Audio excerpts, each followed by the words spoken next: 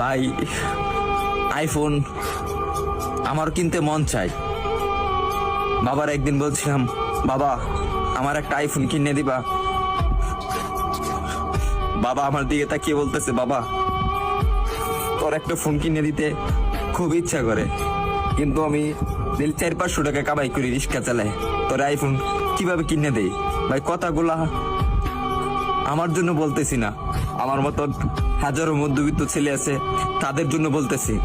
আরে ভাই আমার আইফোন আছে সেটা আমি মানি, কিন্তু সবার তো আর আইফোন নাই। কিছু পোলাপান আছে নতুন নতুন শার্ট পরে, নতুন নতুন প্যান্ট পরে, নতুন নতুন সানগ্লাস পরে, 2 দিন পরে পরে আইফোন পাল্টায়।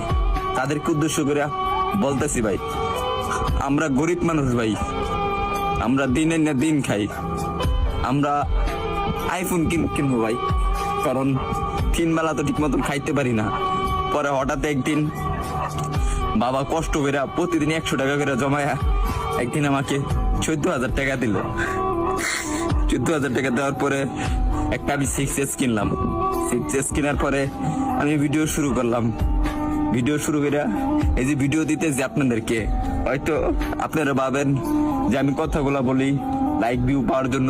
না রে ভাই, সবার জীবনে একটা কষ্টের একটা গল্প থাকে, কাহিনী দেখে, আর আমি যেগুলা বলি রে ভাই এগুলা বাস্তবই বলি।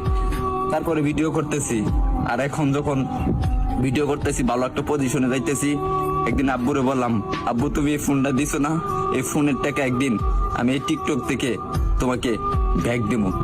ভাই আপনারা যদি ভালো না বাসেন, সাপোর্ট না করেন ভাই, তাহলে সামনে আগে যেতে পারবো না রে ভাই কখনো।